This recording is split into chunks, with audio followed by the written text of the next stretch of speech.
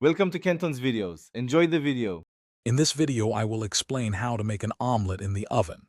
First, gather your ingredients including about 6 to 8 eggs, a quarter cup of milk, and any fillings you love, such as cheese, vegetables, or cooked meats. Next, preheat your oven to 350 degrees Fahrenheit.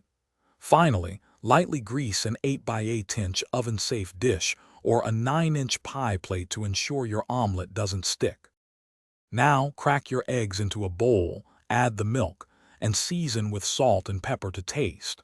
Whisk everything together until well combined and slightly frothy. Then, gently fold in your desired fillings, ensuring they are evenly distributed throughout the egg mixture.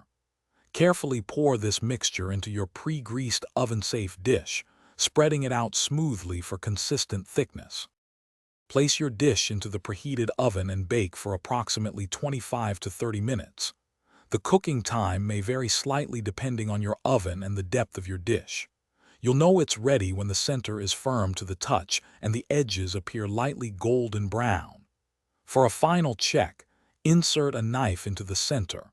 If it comes out clean, your delicious oven omelet is perfectly cooked. Once baked, remove the omelet from the oven and let it cool for about 5 minutes. This brief resting period helps it set further and makes for easier slicing.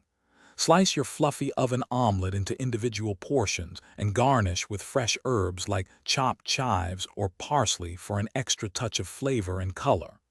Serve warm and enjoy this incredibly easy and delicious meal. Don't forget to check the description for a link to the Owala water bottle and other great deals.